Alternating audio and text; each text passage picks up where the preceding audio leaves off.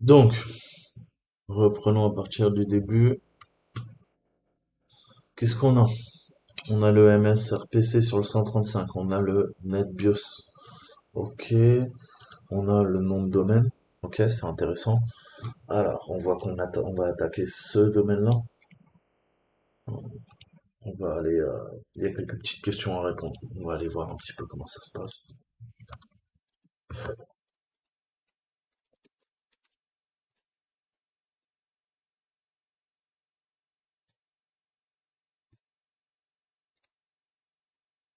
Donc, le domaine. Oui, bon, il a plus.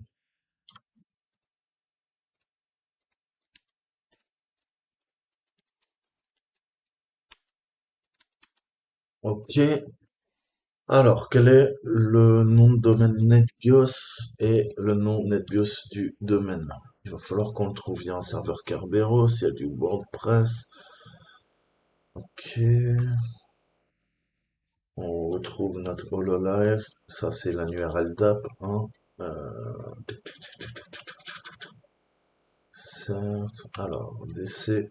Là, on a un DC local.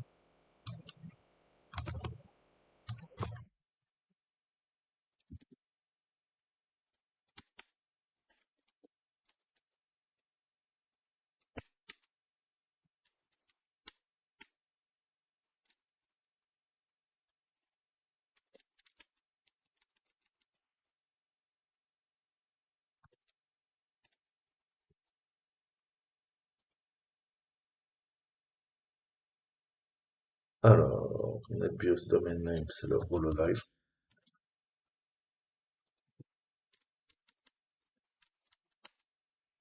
Ok. DC001, DNS Computer, DC0001. Donc je pense que c'est ça qu'on va se prendre, hein, gentiment.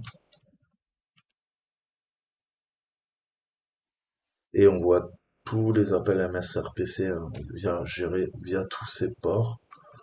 On a un serveur HTTP. Ok, donc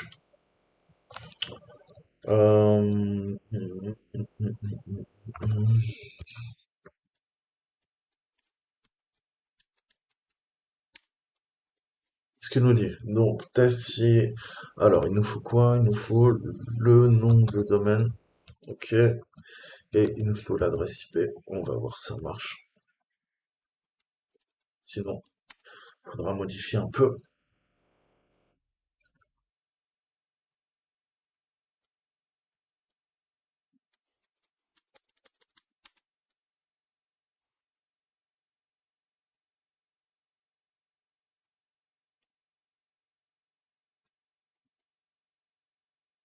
Ok, donc là, on voit qu'on a des erreurs. Il va falloir qu'on modifie le code source.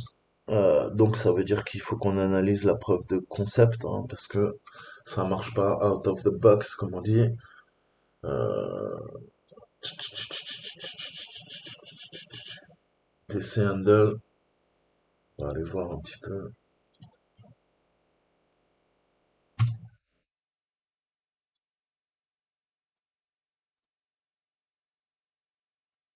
Voilà, on va tester computer là.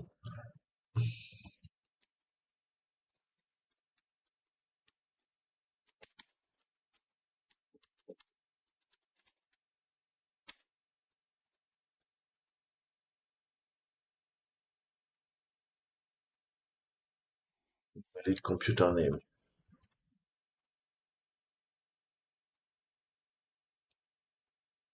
Ouais, donc on a bien cette erreur, donc il y a un problème au niveau du nom net BIOS.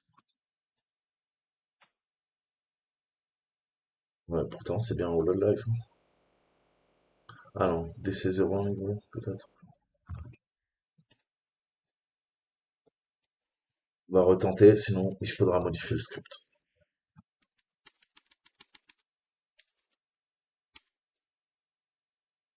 Ah si, ça passe direct. Nickel. Ok. Donc, on voit il a testé. Ok. et bah, ça vient exploiter sans aucun problème l'attaque zero logon. Ok? C'est ce qu'il nous le dit. Il nous dit oui, tu peux tout à fait aller exploiter la machine, ça devrait marcher. Ok? Donc maintenant, il va falloir qu'on vienne l'exploiter. Comme vous l'avez compris, ça nous dit juste que la machine est sensible à ce type d'attaque. Ok?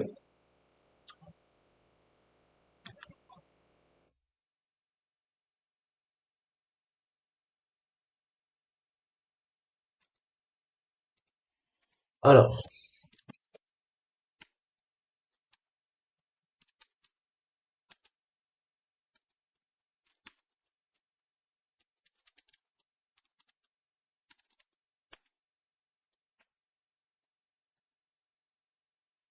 voyons un petit peu, quand même, c'est important. Hein, qu'est-ce que ça fait? Hein, c'est important de comprendre un petit peu ce qui se passe. Donc, Shipment, ok, c'est bah, de l'environnement hein, via l'ENV en Python 3. Ok. Donc là, importation hein, des modules, je vais importer nul, EMP, NRPC, transport crypto en fait. Hein. Ligne 1 à 4, on importe les modules requis à partir d'Impacket, en particulier les bibliothèques NRPC, bah, on fait des appels RPC, ça tombe bien, EPM, crypto, transport. Ok, j'ai besoin du transport pour ma communication, j'ai besoin de la crypto bah, pour faire du chiffrement, et EPM sans ces quatre bibliothèques, ça ne fonctionne pas. Ok, je vais aller dans l'anneau pour mieux, parce que si je vais vous donner le nom des lignes, ça vous parlera plus. Ok, donc là vous avez les lignes. Hein. Je vais parler en termes de lignes, ça sera beaucoup plus simple. Donc de plus sur les lignes 6, 8, hein, on a une poignée d'autres bibliothèques diverses qui sont également importées, mais les bibliothèques Impacket sont la star ici, hein, c'est elles qui vont faire tout le taf. Hein, c'est pour ça Impacket, Impacket, Impacket. Hein. Donc là vous avez bien compris qu'est-ce qu'on fait. Hein, on charge des modules. Je veux le module NRPC EPM de quoi? De la librairie Impacket des SERP PC V5. Ok? À chaque fois quand vous faites l'import, ce sont les modules et from, c'est tout le temps les différentes librairies. Ok? Ensuite, on a HMAC, HLib, HTruc. Hein, pareil, on va s'en servir pour faire fonctionner le tout. Hein. Benaski, LXFi, Annex, on a vu qu'on travaillait quoi? Sur des hextets, ok? Donc on a besoin de ça pour pouvoir gérer ce qu'on a vu dans la première vidéo. Donc tout ça, c'est l'import de modules, ok? Ligne 9, on définit une constante, hein, similaire à une variable, mais qui ne change pas, ok?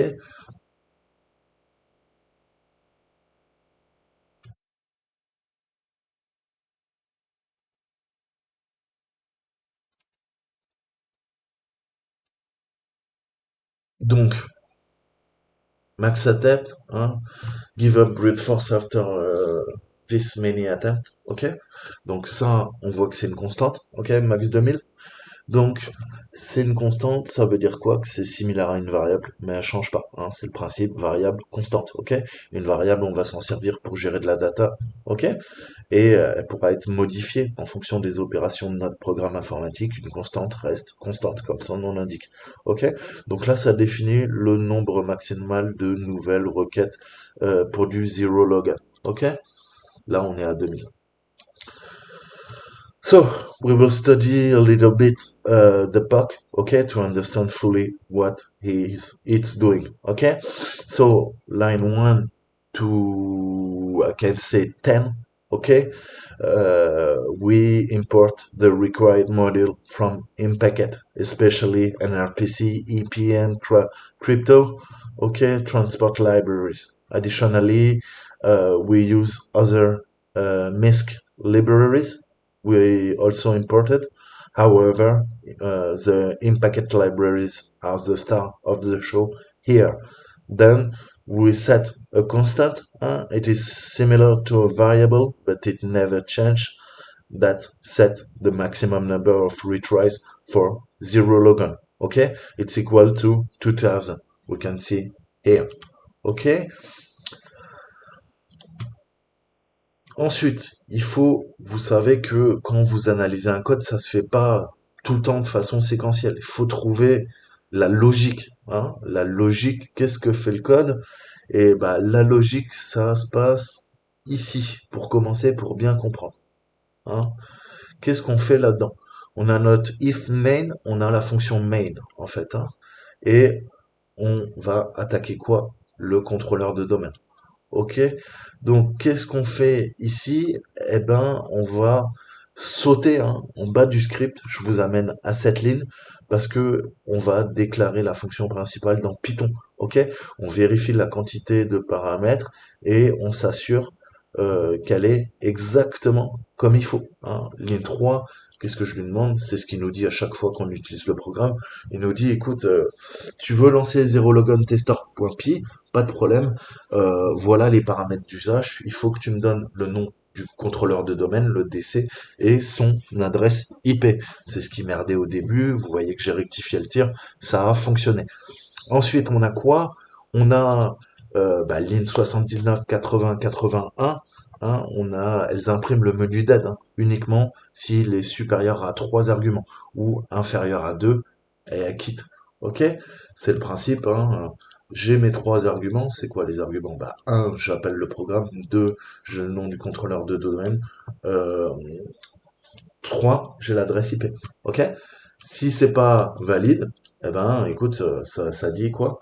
Ça dit, bah, soit euh, tu t'es trompé, vérifie ce que tu m'as donné, soit ça dit, bah, écoute, on a fait le test, ça a pas marché. Ok? Donc ça, c'est les messages, en fait, tout simplement, qui s'affichent. Ok?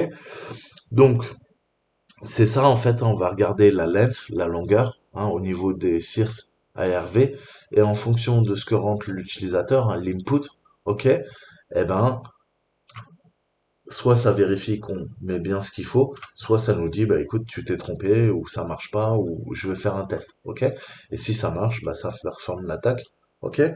Et ça va utiliser, en fait, hein, des CNAME, hein. On retire quoi? On retire à DCNM, on fait un airstrip, ça veut dire qu'on retire la variable, hein. Le dollar, vous savez que c'est pour appeler une variable. Nous, on veut juste le DCNM propre, ok?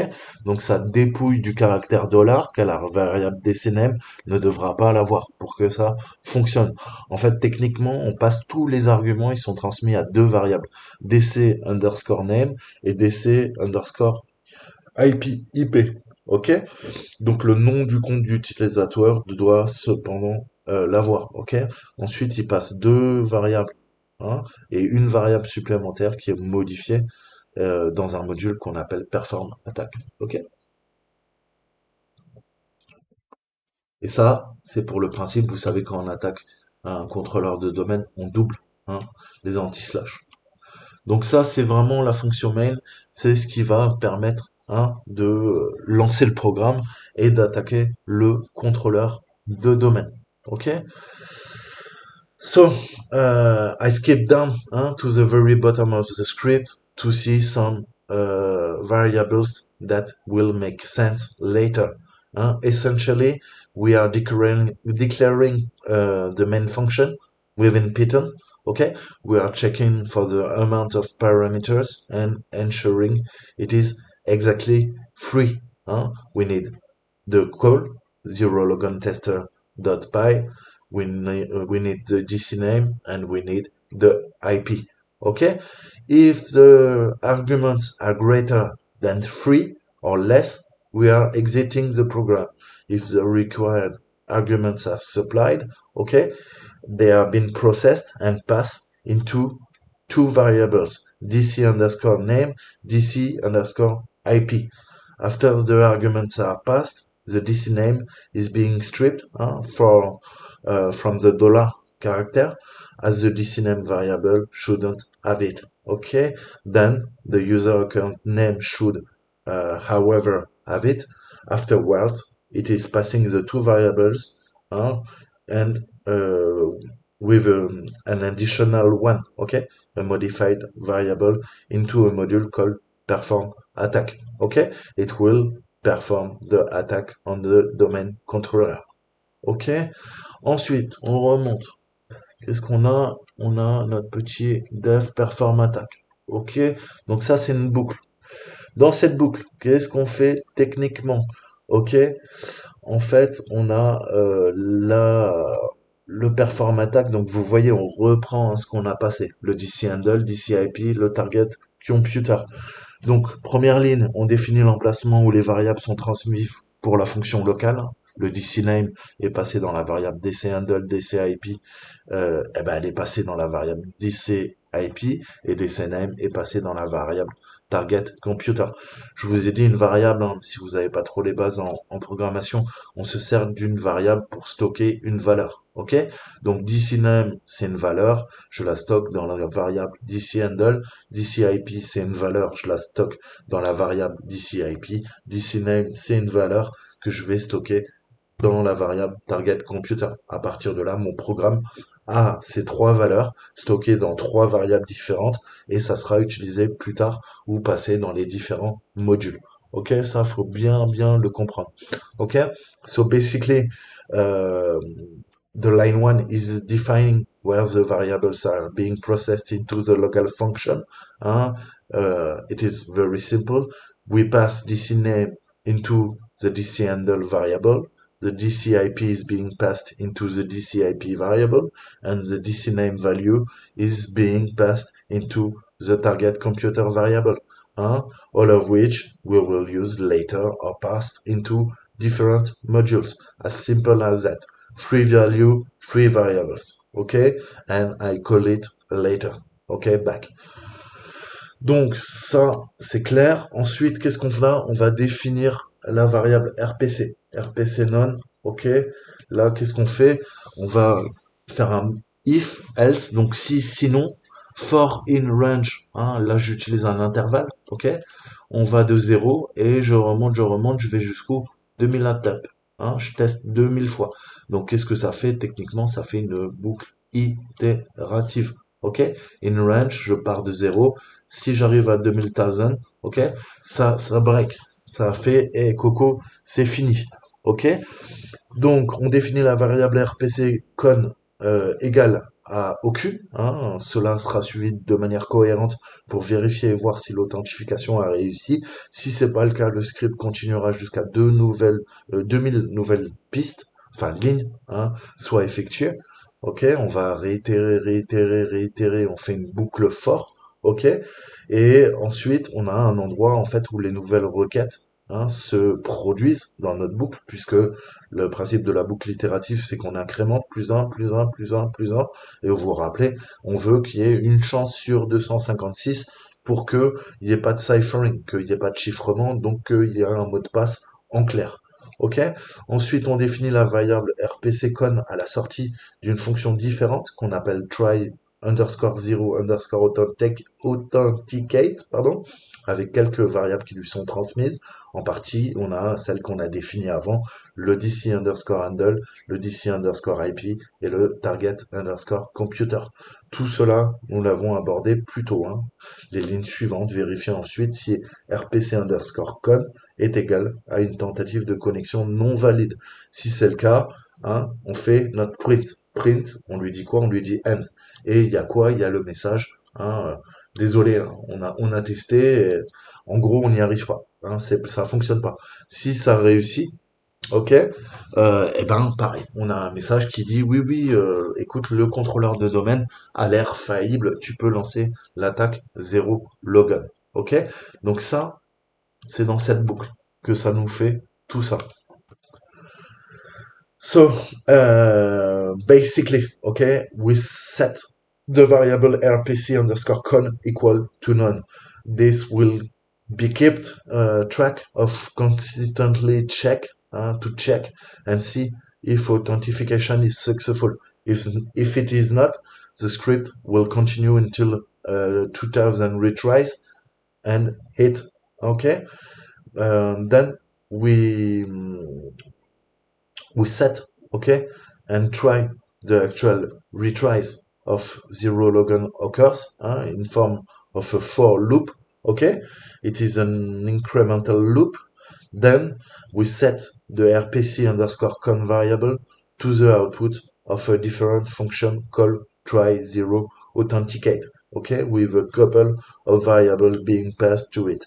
Especially, we got our DC handle, DC IP, target computers variable, all of which we addressed earlier. Okay, the next line are simply checking if rpc underscore con is equal to an invalid login attempt. If it is, it prints the message, not successful, and if the attack was successful, it prints success. Okay, and if there is 2000 retrace and it is a hit, okay, it prints a message, sorry, the domain controller doesn't seem to be vulnerable to this attack. Okay, blah blah blah. The text, where is the text?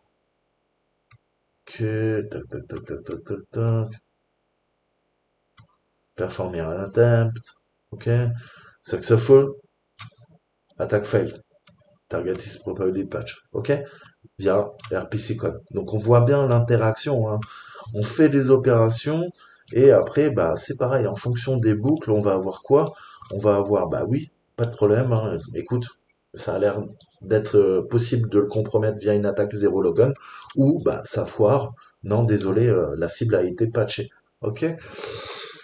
Là c'est bah, tout ce qui est usage, hein, encore une fois. Et après, on va essayer notre Death Try 0. Il est où? Donc maintenant, ce snippet. Ok? This snippet. Donc, qu'est-ce que ça fait concrètement? Maintenant qu'on voit un petit peu plus, hein, les différentes classes et les méthodes qui sont appelées, on voit que la fonction try0, hein, authenticate, prend trois variables mentionnées précédemment comme entrée et les transmet dans la fonction. Ok? Donc, on voit qu'elles établissent une liaison. On a une session avec NRPC sur du TCP, que nous puissions communiquer avec le contrôleur de domaine. Ok? Typiquement, ça va ouvrir un canal de communication. On le voit, on a le binding. Ok? Et on réutilise quoi? On réutilise techniquement ce qu'on a demandé d'importer. NRPC, EPM, transport, crypto. Ok? Je m'en sers là. Je m'en sers. On voit bien les appels. Ok? NRPC. Et là, transport, EPM, ok, connect, bind, ok. Tout ça, c'est grâce aux librairies. Et grosso modo, bah, ça nous connecte au contrôleur de domaine, hein, au DC. Ensuite, on a quoi? On a du texte brut, on a des drapeaux. Hein, là, concrètement, ça fait quoi? C'est le All Zero Challenge and Credential. Vous vous rappelez, le but, c'est quoi? C'est de utiliser des extets, hein, et bah, le texte qui est chiffré, on veut qu'il soit en clair. Pour ce faire, on fait quoi? Eh ben, on a vu qu'il y avait un principe cryptographique de challenge, hein, challenge request du client et challenge response du serveur. Là, on lui fait un all zero. Ok? C'est pour ça qu'on le remplit de zéro et on multiplie parce que dans l'entête, dans le header, c'est des XT. Ok? 8 bits. 8 fois 8 bits, ça fait combien? Ça fait 64. 16 bits, pardon. 2 fois 8 bits, ça fait 16 bits, pardon. Un XT, c'est 16. Je fatigue. Ok? Donc on a deux nouvelles variables, le texte brut et le texte chiffré, qui contiennent 16 octets de quoi? De anti-slash x0, de 0, qui seront utilisés pour exploiter la vulnérabilité 0 logon. La ligne 4, elle contient une variable appelée flags. Ce sont les indicateurs par défaut observés à partir de notre client Windows 10. Hein, vous vous rappelez qu'il utilise l'AES CF B8 avec le signe, hein, le sceau désactivé. C'est pour ça qu'on lui fait le flag, on le désactive. Sign, seal, flag, only. Et c'est ça la valeur du drapeau. Ok? Et ensuite, on envoie le challenge et on attend, hein, la réponse d'authentification. Ok? Le nom principal étant le descripteur d'essai, le nom de l'ordinateur étant l'ordinateur cible et le défi client étant 16 octets de quoi? De X0. Ok? Donc ça, c'est pareil, il faut bien comprendre. Et le client recevra en retour hein, ce qui est utilisé dans la figure que je vous ai montrée dans la première vidéo. Hein, vous vous rappelez, étape 2. Étape 2, c'est quoi? Bah, on attend la réponse. Hein, c'est le Net Server Request Challenge. OK? Donc tout ça, vous pouvez le voir, hein, c'est tout à fait possible. On a euh, les méthodes qui sont utilisées. Vous pouvez, je vous les mettrai en ressources, vous pouvez aller voir, tout est expliqué. Ok? Comment ça fonctionne techniquement? Le protocole, bah, là, ça utilise le Net Server Authentificate. Ok? Et c'est ça qu'on va venir abuser. Et là, ça vous explique tout. Comment ça fonctionne, en fait. Hein. On a celle-là, et on a quoi aussi? On a euh, cette password 2. Ok, c'est vraiment les deux méthodes qu'on utilise en programmation qui vont être appelées, ok, et qui vont permettre l'attaque hein, et de se connecter au nom de domaine, au contrôleur de domaine, ok, via le fameux NetLogon Authenticator. Ok, c'est exactement ce que fait l'attaque en fait. Elle est en train de feinter. On se sert du nom NetBIOS et on va venir l'attaquer. Ok, ni plus ni moins. Bon, je ne vais pas rentrer dans les détails, sinon on pourrait en parler pendant des heures. Vous l'avez bien compris. Ok, so let's talk hein, about this snippet basically. Okay, so we define a try zero authenticate function. It is taking the previously mentioned three variable as input and it is passing them into the function line. These lines are establishing a bind and a session with an RPC over TCP. Okay, so we can communicate with the domain controller, and we can see it use okay all the modules and the library we have called uh, in our script. Okay, so it is a binding, it is a connection. Basically, we need to communicate and to connect to the domain controller via the NetLogon service. Okay, then we must send okay the challenge, the request challenge um, to the server. Okay, so what it is doing? Okay, we got plain text, we got ciphertext, we got the flag. Okay, let me show you. Okay, huh? All of this. Okay, and then the server auth. Okay, authentication if it succeed. So we got well, first phase, second phase. Okay, use all zero challenge set standard flags observed in Windows 10 client, including AES and with only signed seal flag, very important. It is the value of the flag. And then we send the challenge to the server and waiting for its answer. Okay, it is the authentication request. Okay, so basically what it is doing. Okay, remember we are establishing two new variables, plain text and ciphertext. They are containing 16 bytes. Okay, we use hexstat. It is a hexstat. Okay, so as you can see, okay, what we've called hexstat. Okay, modules Xlify and Lexlify Binaski. Okay, it is managing our hexstat. And what is the hexstat? Huh? Multiply 8 by 2. It is 16 bytes. Okay, hexstat is a 16 byte payload. Okay, what is the payload? It is uh, uh, oh. Why? Because it is a all zero challenge. Okay, the attack is working.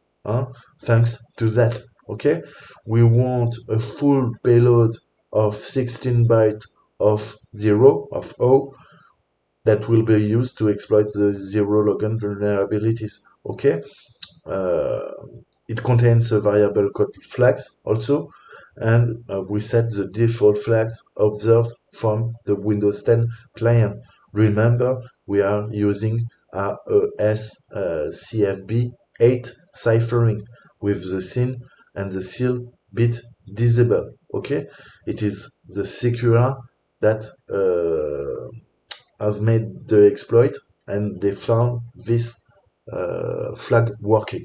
Okay, then we wait for the fun. Okay, we send the request to the server. Now we are waiting for its answer. Okay. Ok, donc on voit bien qui cherche à se connecter, on fait la boucle, soit ça marche, soit ça marche pas. Là, c'est l'exploitation du programme, ok? Et la réponse, c'est la fin du programme. En fait, après, ça fait quoi? Ça sort de la boucle, ça fait un break. En fait, enfin, ça fait un 6 exit, ok? Et là, bah, ça nous dit soit ça marche, soit ça marche pas. Et ensuite, il y a l'exploitation à proprement parler, hein. On va définir le flag, l'adresse IP, on pousse notre charge utile de 0, et bah, soit ça marche, soit ça marche pas, soit au bout de 2000 erreurs, eh ben, il nous dit, oui, écoute, il y a un problème, hein. À mon avis, la machine est pas sensible. Sinon, bah, ça fonctionne. OK? Donc tout ça, c'est la logique. Le problème, c'est que là, ça nous dit que la machine peut être exploitée, mais ça n'exploite pas. Ça ne fait pas une attaque. OK? Ça lance juste cette charge utile pour vérifier que, en effet, c'est un POC, hein, preuve de concept, que le contrôleur de domaine peut être attaqué, mais ça ne l'attaque pas, hein. C'est ce qu'ils nous disent quand on va. Ils nous disent quoi? Ils nous disent eh, détends-toi, ok? Ça vérifie juste le contournement au niveau de l'authentification. Ça ne fait rien d'autre, ok? So basically, studying the code source, we can see the POC is only doing what he tells it does, okay? It is only a bypass on let logon authentication. Okay? It does not perform any net logon operation. Okay? So basically it is testing if the flow is working, and we have seen it is working as well. But now we want a malicious payload. Okay? We need um, uh, an effective attack on the domain controller. So we need to put more code, okay, to attack the DC, okay? So I won't type the code. It is done by somebody else, but we will study the difference between his code and the Secura one. Donc, on va tester la différence entre le payload final, ok, qui est militarisé, et celui de Secura qui ne l'est pas. Ok, donc on peut utiliser diff en fait pour faire la différence entre les deux, celui que j'ai récupéré militarisé et celui qui ne l'est pas. Ok, le nul pass est militarisé, le zéro logan tester c'est celui qu'on a analysé. Ok, et on voit que il y a une petite partie qui a été ajoutée ici. So with diff, we can see the coded add, okay, to weaponize the payload, okay, the script, okay, and we got this function, okay, attempt to authenticate to the target domain controller, exploiting zero logon attack, ok. Donc là on voit l'exploitation à proprement parler, avec le serveur hôte et tout ça. Et en fait, bah, c'est le code qui a été ajouté comme je vous le disais. Ok?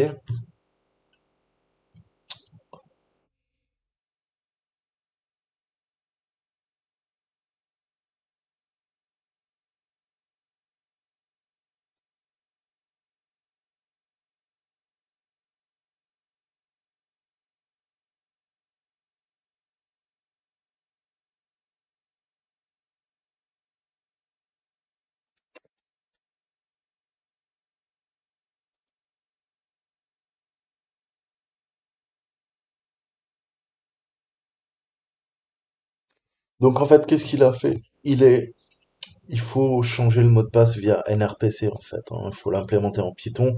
Et si on jette un coup d'œil au module nrpc.py dans Impacket, on a la structure pour créer le fameux net server password 7.2, qui est défini par Microsoft. En fait, comme la plupart des noms champs sont les mêmes que ceux fournis par Microsoft, avec quelques différences, hein, on peut faire cette partie authentification, hein, le serveur auth. Ok?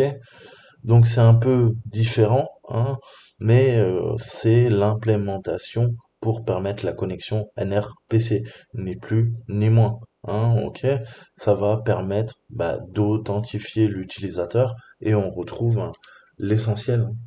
Vous savez que quoi? Bah, on l'a vu, on a besoin de s'authentifier vers le NetLogon Secure. Ok? On fait des payloads en zéro, on a le RPC con qu'on a vu tout à l'heure, le DC handle, le nom de l'ordinateur, l'adresse IP. Ça, c'est le canal de communication avec le flag qu'on a défini, le ciphertext, ok? Et c'est le principe, c'est ce qui va nous faire notre challenge response. Ok, on a le DC handle avec le payload, le target computer, hein, donc là, c'est le New Pass Request. Hein, techniquement, c'est ce qui va permettre de faire l'attaque sur le contrôleur de domaine.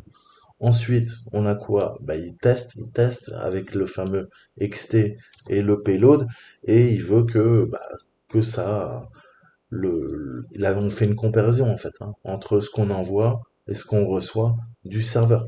Ok? Jusqu'au moment où quoi? Bah, il faut qu'on arrive à zéro. Si c'est zéro, c'est que ça a fonctionné. Ok? On passe de quoi? On passe du ciphertext au plain text. Ok? Donc c'est vraiment ce type d'attaque en fait. Hein. On fait un string attempt, string comparison. On va comparer les valeurs. Hein. On relance l'attaque à chaque fois. Et quand 0 est égal à 0, eh ben, ça veut dire que l'attaque a fonctionné. OK? So, basically, okay, the dev has implemented the return RPC con function. Okay, it is the previous function and it will grab all the assets and terminate the RPC connections. Okay, and basically what the code is doing, it is as we saw, it is a NetLogon secure connection via an RPC. Okay, we got all the variables we have set before. Okay, RPC con, DC handles, the payload, the target computer. Okay, the null payload. Okay, ciphertext, the flags we set. Okay, the DC handle. Okay, so basically what it is doing, it is challenging the server. Okay, client send request, server sends response. Okay, and we are comparing. Okay, matching two things. Okay, what the ciphertext. Okay, and the clear text. Okay, we compare our X state multiply with the payload, the null attack, and we try. It is a replay attack, and then we compare the string, okay, via the RPC connection, okay. If it is true, okay, ciphertext equal plain text, it means clear new password, okay. It is working, okay. The controller domain has no password, okay. If it is not, okay, what the payload is not working, okay, it will give us an error, okay. So basically it is functioning, okay. We will reset the password of the account name, okay, it is the target computer. Primary name, it is the name of the domain controller, and we use a secure channel, okay, via the NetLogon authenticator, and we are attacking it. It is a replay attack, okay. Basically, it is what it is doing, and it's a very important. We got two main function, okay, methods called in the process. We got the server auth, okay, it is managed by this one, okay, and this one, okay. They are both. They are useful to do the trick, okay. It is binding handle technically, and it is NetLogon secure channel type, okay. but it is what we need, okay?